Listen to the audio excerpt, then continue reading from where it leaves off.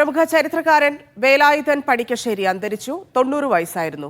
വാർദ്ധക്യ സഹജമായ അസുഖങ്ങളെ തുടർന്നാണ് മരണം. കേരള ചരിത്രം, കേരളോൽപ്പത്തി, കേരളം 15ഉം 16ഉം നൂറ്റാണ്ടുകളിൽ തുടങ്ങി അനേകം ചരിത്ര ഗ്രന്ഥങ്ങളുടെ രചയിതാവാണ്. കേരള സാഹിത്യ അക്കാദമിയുടെ സമഗ്ര സംഭാവനയ്ക്കുള്ള പുരസ്കാരത്തിന് അർഹനായിട്ടുണ്ട്.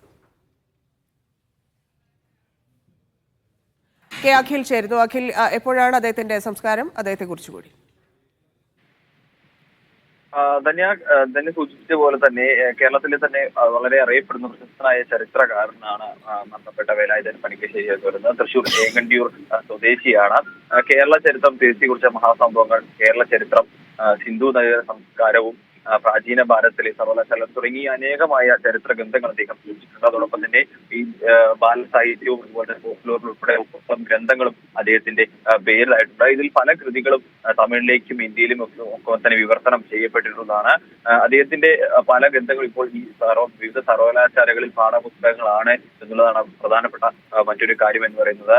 പ്രാചീന കേരളത്തിന്റെ വൈദേശിക ബന്ധങ്ങളെ കുറിച്ച് വിദേശത്തും അതുപോലെ തന്നെ നമ്മുടെ കലകളിലും സംസ്കാരത്തിലും ചെലുത്തിയിട്ടുള്ള സ്വാധീനത്തെ കുറിച്ചൊക്കെ തന്നെ പഠിക്കാനായി കേന്ദ്ര സംസ്ഥാന സർക്കാരുകളുടെ ഫെലോഷിപ്പുകൾ അടക്കം നേടിയിട്ടുള്ള ചരിത്രകാരനാണ് വേലായുധൻ പണിക്കശ്ശേരി എന്ന് പറയുന്നത്. സമഗ്ര സംഭാവന പുരസ്കാരം, അതായത് കേരള സാഹിത്യ അക്കാദമിയുടെ സമഗ്ര സംഭാവന പുരസ്കാരം അദ്ദേഹത്തെ തേടിയെത്തിയിട്ടുണ്ട്. വാർദ്ധക്യ സഹജമായ അസുഖത്തെ തുടർന്ന് അദ്ദേഹത്തിന്റെ ഏങ്ങണ്ടിയൂരിലെ വീട്ടിൽ വെച്ചായിരുന്നു ഇത് അന്ത്യം സംഭവിച്ചത് തന്നെയാണ്. ശരി അഖിൽ.